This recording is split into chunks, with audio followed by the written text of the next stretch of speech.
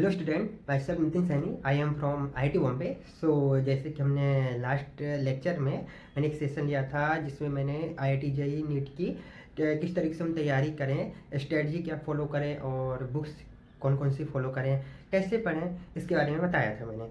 सो उसमें एक स्टूडेंट ने मुझे एक और क्वेश्चन पूछा कि हम 11th-12th के साथ IIT JEE वगैरह की कोचिंग कैसे करें, कैसे हम टाइम को मैनेज करें। सो ये एक मतलब सबके अंदर ये क्वेश्चन होता है जो भी 11th-12th के साथ साथ इस कोचिंग की तैयारी करता है। ओके। सो आज अपन इसके बारे में देखेंगे। जो मेरा एक्सपीरियंस है उसके अकॉर्डिंग मैं आपको बताऊंगा। अगर आपको अच्छा लगे तो आप उसको फॉलो कर सकते हैं या आप उसके आसपास अपना रूटीन बना सकते हैं। तो जैसे कि अपना ये 2 ईयर का रहता है।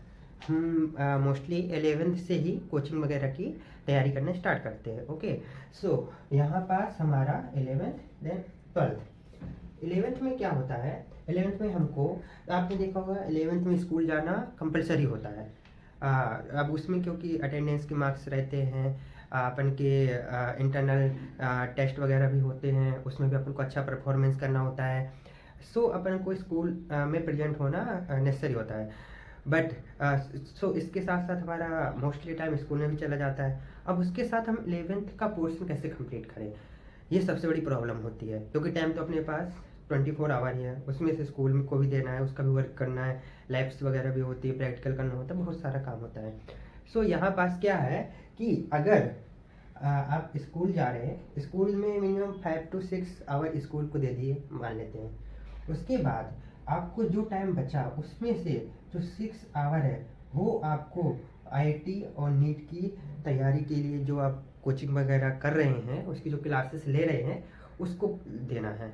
मतलब आपको क्लासेस वगैरह अब जैसे हमारा होता है PCM और PCB। मोस्टली मैं 6 आवर इसलिए मिनिमम बोला, मिनिमम। अगर आप इससे ज़्यादा दे सकते तो वेल एंड गुड। इसमें मैंने इसलिए 6 आवर मिनिमम बोला कि 2 आवर हम इधर 2 + 2 + 2 2 आवर्स डिवाइड कर सकते हैं इस सब्जेक्ट के लिए। अगर आप डेली इतना भी देते जाएंगे 11th में तो आपका 75% सिलेबस तो आप कंप्लीट कर लेंगे 11th का डेफिनेटली। देन 25% आपका बैकलॉग आएगा, क्योंकि यह कोई श्योरिटी नहीं कि आप 11th का स्टूडेंट जो स्कूल भी जा रहा है और साथ साथ कोचिंग भी कर रहा है, उसकी तैयारी भी कर रहा है, तो वो पूरा सिलेबस कंप्लीट कर पाए, यह पॉसिबल नहीं है।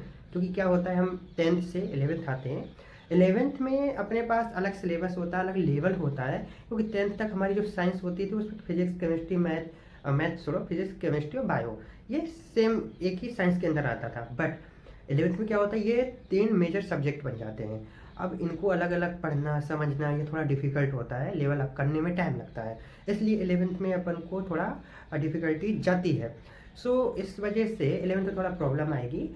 सो हम यहाँ पास अगर 2 आवर्स भी इस सब्जेक्ट को देंगे, डेली डेली क्लासेस लेंगे, उसका प्रॉपर नोट्स बनाएंगे।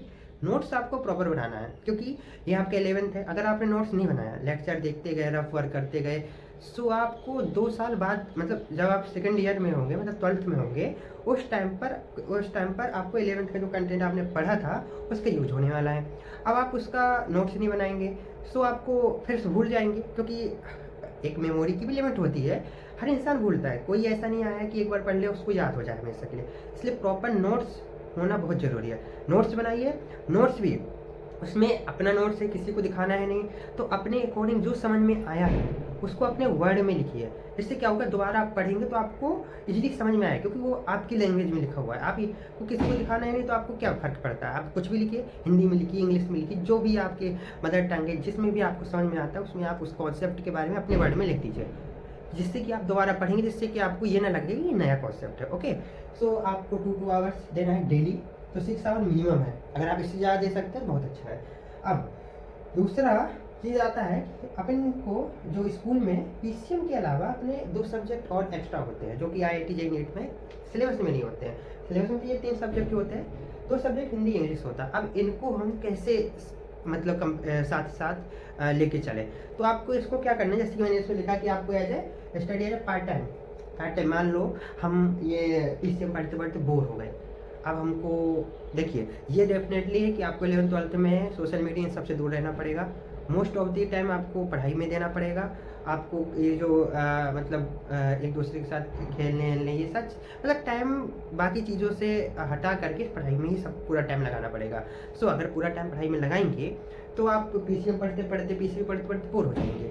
सो आपको कुछ नया चीज़ पढ़ने के लिए हिंदी इंग्लिश सब्जेक्ट है, उसमें क्या करेंगे आपको आपने मान लीजिए पीसीएम पढ़ा, ओके, आपको लग रहा है कि थोड़ा मुझे बोर हो गया हूँ ये पढ़ते पढ़ते, वही क्वेश्चन प्रैक्टिस वो सब करते लेक्चर देखते हुए, तो आप क्या कर सकते हैं, आप हिंदी की बुक खोलिए, हिंदी की बुक में स्टोरी अच्छी अच्छी होती है, उन स्टोरी को पढ़िए। इससे क्या होगा, आपका हिंदी का बुक भी रीड हो जाएगी, उसका भी कंप्लीट हो जाएगा, साथ ही साथ आपका मनोरंजन भी हो जाएगा, है ना, क्योंकि पढ़ते पढ़ते बोर हो जा रहे हैं आप पीसीएम से भी।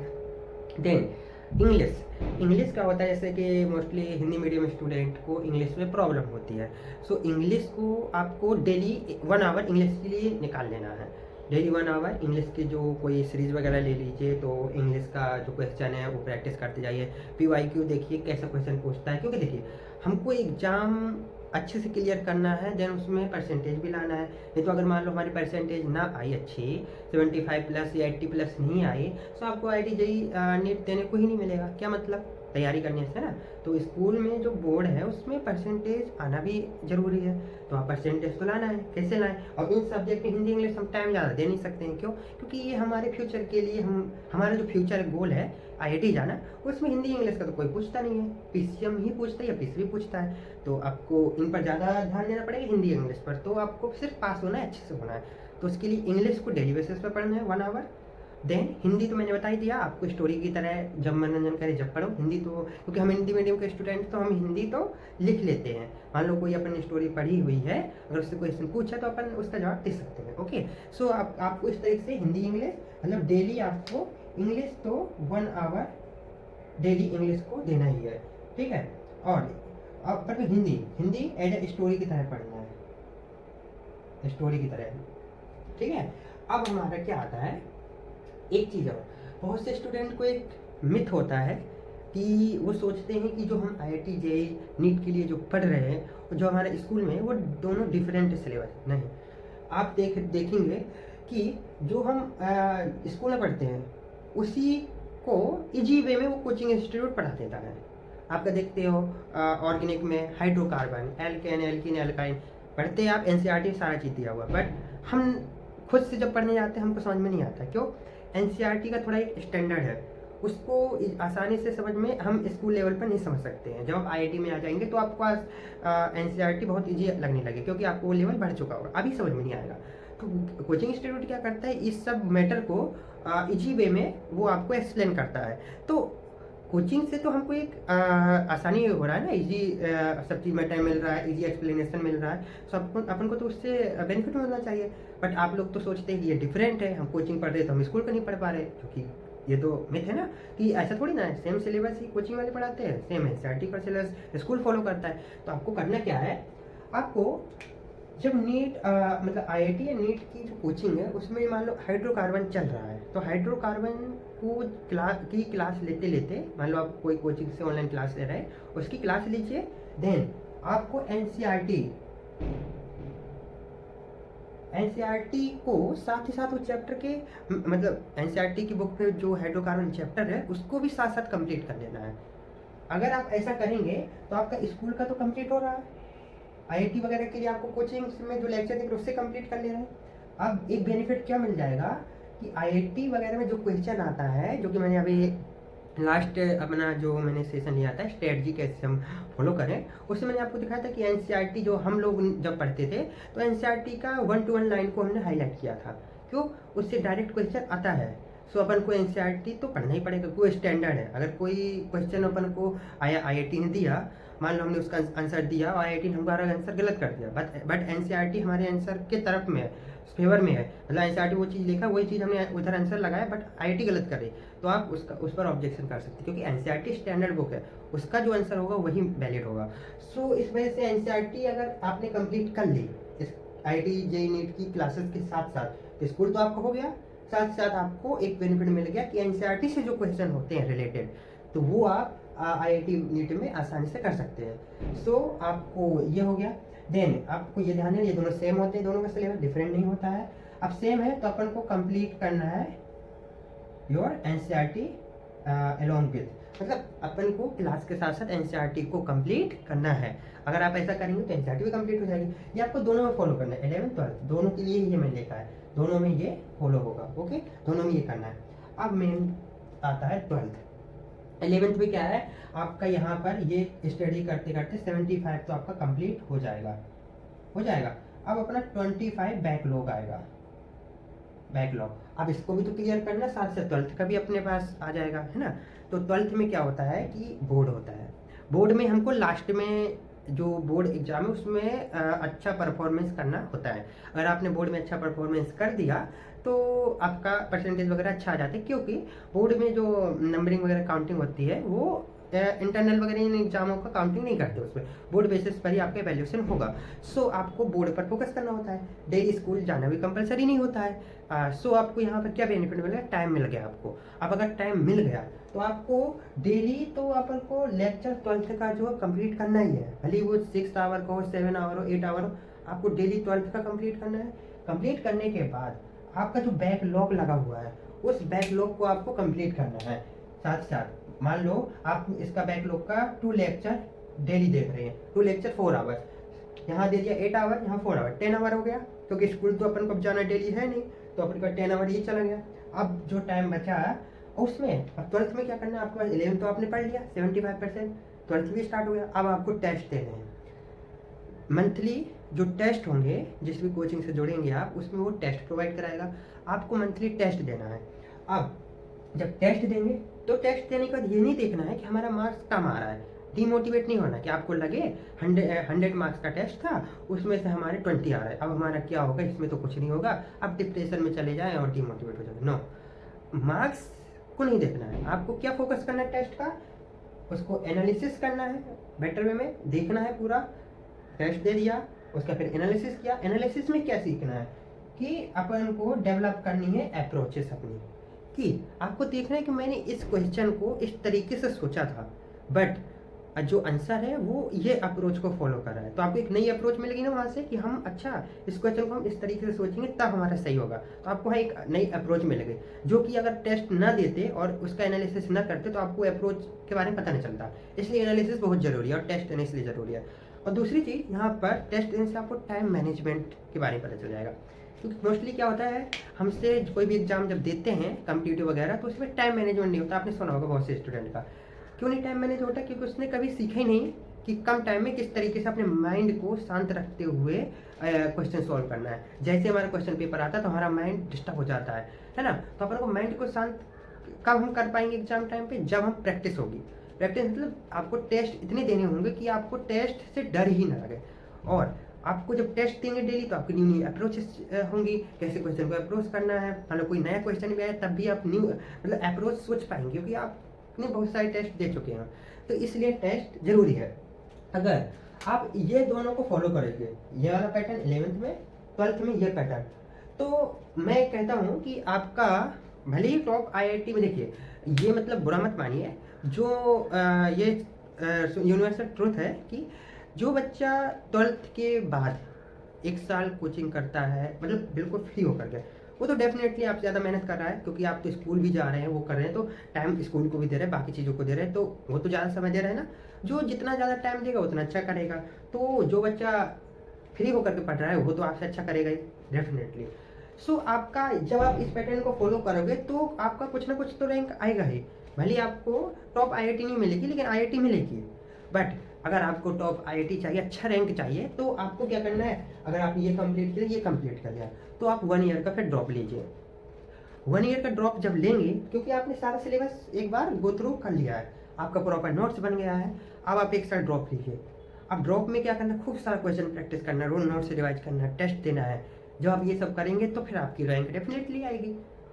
लेकिन अगर आपने ये सारा सिलेबस कंप्लीट नहीं किया, इस पैटर्न को फॉलो नहीं किया, तो फिर क्या होगा, आप 1 ईयर का ड्रॉप लेंगे। ड्रॉप लेने में भी क्या होगा, आप ये सिलेबस कंप्लीट कर रहे होंगे, कोई बेनिफिट नहीं होगा ड्रॉप लेने का। ड्रॉप लेने का तभी बेनिफिट होता है जब हमारा 11th 12th अच्छे से कंप्लीट हो गया हो, या 11th 12th के कुछ चैप्टर बचे हुए हो जो कि हम ड्रॉप में कर लेंगे, ऐसा होता है। बट अगर ये हो कि तुम्हारा 11th भी थोड़ा सा ही हुआ है, 12th भी थोड़ा सा हुआ है और ड्रॉप ले लोगे, तो वो सिलेबस ही कंप्लीट कर पाओगे, फिर कुछ नहीं कर पाओगे। ट्रुथ है। इसलिए ड्रॉप तब लेना जब तुम्हारा 11th-12th का अच्छे से सिलेबस हो गया हो, या फिर आपको ये ना हो, क्योंकि क्या होगा, जैसे मान लीजिए आपने इसको पूरा सिलेबस फॉलो किया, इस पैटर्न को फॉलो किया, आपकी जो रैंक आई वही रैंक एक बच्चा जिसने सिलेबस कंप्लीट ही नहीं किया इन 2 ईयर में, उसने थोड़ा ही कंप्लीट किया, फिर वो ड्रॉप लेने गया है, दोनों की रैंक सेम होगी, तो कोई फर्क नहीं पड़ेगा ना, वो सिलेबस कंप्लीट करेगा ड्रॉप में, यहाँ आपने पूरा सिलेबस कंप्लीट कर लिया और टेस्ट दिया, तो आप दोनों की रैंक में कोई डिफरेंस ही नहीं रहेगा। इसलिए बोल रहा हूँ कि आपको इस पैटर्न को फॉलो करना है इन 2 ईयर में। इस पैटर्न को फॉलो करने के बाद आपको क्या होगा कि ये आपका मोस्टली सिलेबस कवर हो जाएगा, मोस्टली सिलेबस जहाँ से कवर हो जाएगा, सो आपका जो क्वेश्चन वगैरह मतलब एग्जाम वगैरह देंगे तो उसमें बेटर परफॉर्मेंस दे पाएंगे। अब रही रैंक की बात, वो तो डिपेंड करेगा कितना अच्छे से आपने प्रैक्टिस किया है, कितना टाइम दिया है, क्योंकि जैसे कि मैंने बताया कि अगर सारी चीज़ आप खेल कूद सारा चीज़ आप छोड़ करके अगर यहाँ पर अभी 2 ईयर आप पढ़ लेंगे, सारे फंक्शन फेस्टिवल सबको त्याग देंगे, क्योंकि स्टूडेंट को देखिए आईआईटी मिलना बहुत मतलब आसान नहीं है, क्योंकि आईआईटी पहुँचने के बाद स्टूडेंट की अलग ही लाइफ हो जाती है, स्टूडेंट की मतलब ज़िंदगी बिल्कुल लाइफ चेंज हो जाती है, वो जहाँ से था फिर जहाँ आईआईटी में आ जाता है उसका पूरा माइंड से हर चीज़ चेंज हो जाता है, क्योंकि क्या होता है वहाँ आईआईटी का एक अलग स्टैंडर्ड लेवल है, तो उस लेवल तक पहुँचने के लिए अपन को मेहनत भी उसी लेवल की करनी पड़ेगी। अगर मेहनत हम उसी लेवल की कर नहीं रहे हैं, हम डेली खेल कूद रहे हैं, डेली हम टाइम वेस्ट कर रहे हैं, फेस्टिवल मना रहे हैं, यहाँ जा रहे हैं वहाँ जा रहे हैं, सो आप अगर आज इंजॉय कर लेंगे मस्तियाँ करेंगे तो फ्यूचर में आपको रोना पड़ेगा। अगर आज आपने एक कमरे के अंदर बंद होकर के पढ़ाई की तो डेफिनेटली कल जब आप आईआईटी पहुंचोगे तो बहुत सारा एंजॉय करोगे। बीटेक वालों को बहुत टाइम रहता है, 4 ईयर रहता है, 8 सेमेस्टर रहता है, बहुत फुल एंजॉय। 2 ईयर तो उनको कोई टेंशन नहीं होता है, 3 ईयर में भी टेंशन नहीं होता है, 3rd ईयर के जो लास्ट में 6 सेमेस्टर होता है उधर से थोड़ा टेंशन लेना स्टार्ट करते हैं। क्यों? क्योंकि प्लेसमेंट कंपनियाँ आने लगती हैं, तो इस वजह से आपको 2 ईयर तो आपको पूरा एक्सप्लोर करने का रहता है। आप जो जो चीज़ खेलना है खेलिए, जो कुछ करना है, मान लो आपको खेलने में इंटरेस्ट है, स्पोर्ट्स में पार्टिसिपेट करिए, बॉडी वगैरह बनाना है तो बॉडी में, योगा वगैरह सेशन होता है योगा में, म्यूजिक में इंटरेस्ट है म्यूजिक, डांस, सब चीज़ सारी फैसिलिटी आईआईटी में होती है, सो आपको इन सब में एक्सप्लोर कर सकते हैं 2 ईयर। तो अभी अगर 2 साल आपने अच्छा पढ़ लिया तो डेफिनेटली आपकी आईआईटी में लाइफ तो बिंदास होने वाली है, कोई दिक्कत नहीं हो, मज़े करेंगे। बट अगर अभी आज आपने मज़े किए, दोस्तों के साथ घूमे, फेस्टिवल एंजॉय किए, यहाँ गए वहाँ गए, सो आपका जो फ्यूचर है वो तो आपका डगमगा ही रहा है, क्योंकि वो तो यूनिवर्सल ट्रुथ है ना। आज जो मज़ा करेगा कल वो रोएगा, आज अगर वो रो रहा है मतलब कष्ट सह रहा है तो कल उसको सुख मिलेगा। सुख और दुख तो दोनों ही अपोजिट है एक दूसरे के, कभी सुख आएगा तो कभी दुख आएगा, दोनों का आना ही स्वाभाविक है। तो आज आप दुख झेल लीजिए, आज आप अच्छा जी जान लगा के पढ़ लीजिए, कल आपके मजे मजे होंगे, आपके पेरेंट्स भी खुश होंगे, उनको भी गर्व होगा कि हमारा बच्चा आईआईटी में पढ़ रहा है ना। सो इस तरह से आपको अभी पूरा मेहनत करना है, इसी पैटर्न को फॉलो करना है, और जितना जितना टाइम दे पाए, मैं तो ये मिनिमम टाइम बोला है कितना देना है, अगर आप जितने ज़्यादा टाइम दे सकते हैं उतना दीजिए, मतलब पूरा जी जान लगा दीजिए। और हिंदी इंग्लिश का मैंने बोल ही दिया है किस तरीके से करना है, ये एनसीईआरटी का बोल ही दिया है कि एनसीईआरटी इसको कैसे लिख करके चलना है, सारा क्लियर हो गया जो भी आपको डाउट था। सो ये आप फॉलो करिए, आपको जो भी अलग डाउट है या कुछ कन्फ्यूजन हो तो आप मुझे फिर बताइए, जिससे फिर मैं आपको देखूंगा, उसके बारे में सोचूंगा उसको कैसे क्या सॉल्व करना है। ओके, जैसे कि आपने इसके बारे में बताया था बड़ी प्रॉब्लम आ रही थी, कैसे कैसे मैनेज करें, तो मैंने सोचा अपना एक्सपीरियंस मुझे याद आया, क्योंकि मैंने भी ऐसे किया था अपने 11th-12th के टाइम पे, मेरा भी स्कूल और कोचिंग साथ ही था, तो मैं भी ऐसे ही करता था। मैं तो डेली स्कूल भी जाता था, 12th में मैं स्कूल गया था। सो मैं भी हिंदी इंग्लिश ऐसे ही कर लेता था, सीरीज वगैरह से पढ़ लेता था। और बट मैंने 11th में बहुत पढ़ा था, सिर्फ 3 घंटे सोया था मैं 11th में, उससे मेरी हेल्थ भी प्रॉब्लम हो गई थी, मैं बहुत बीमार पड़ा था। लेकिन कोचिंग में तो मैं एलियन कोचिंग में तो बेहोश ही हो गया था, ऐसा हो गया था। मैं एग्ज़ाम टेस्ट लिख रहा था तो उस समय मुझे अचानक से चक्कर आ गया, मैं बेहोश हो गया टेस्ट लिखते लिखते। तो मुझे मतलब बहुत 11th में बहुत प्रॉब्लम आई थी, बहुत मेहनत करनी पड़ी थी। सो इस तरीके से आपको मेहनत तो करनी पड़ेगी। मैं 3 घंटे सोया था, सो आपको 3 घंटे नहीं 5 आवर मिनिमम सोना है, 5 आवर सफिशेंट है। 5 आवर सोइए, क्योंकि सोना भी तो ज़रूरी है। अगर हम अच्छे सोएंगे, नींद हमारी सफिशेंट होगी तो हमारा दिमाग अच्छे से काम करेगा। अगर सोएंगे नहीं, मान लो 1 हफ्ते हम अच्छे से काम कर लेंगे कम सो करके, दूसरे हफ्ते में बीमार पड़ जाएंगे, वो भी तो अपने लिए लॉस होगा ना। इसलिए वो अपन को सोना भी सफिशेंट, 5 आवर सफिशेंट है। सोइए और बढ़िया अच्छे से वर्क करिए और इंजॉय के साथ करिए, खुशी के साथ। कि देखिए प्रॉब्लम अगर आ रही है तो अच्छी बात है, प्रॉब्लम अगर जिस स्टूडेंट की पढ़ाई में नहीं आ रही है तो वो समझ ले कि वो अच्छा नहीं पढ़ रहा है, उसका कोई पढ़ना वो नहीं है, क्योंकि प्रॉब्लम जब तक नहीं आएगी तब तक कैसे आप ये जान पाएंगे कि मेरा लेवल क्या है, क्या करता है। क्योंकि देखिए जितनी भी अच्छी चीज़ें होती हैं उन्हें करने में हमको दिक्कत फील होती है। आपने देखा होगा जब हम कोई चीज़ पढ़ते हैं या वीडियो देखते हैं तो वीडियो देखने में तो मज़ा आता है, बट हम जब लिखने का कोशिश करते हैं नहीं लिख पाते हैं। अपन को बहुत आलस आती है, अरे यार लिखना पड़ेगा, वीडियो तो देख लेते हैं, दिमाग में तो भाई है।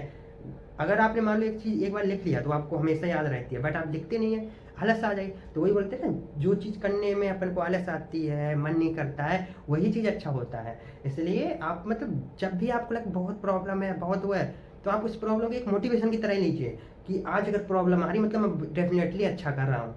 क्योंकि प्रॉब्लम उसी के लाइफ में आती है जो मतलब डीपली जाता है।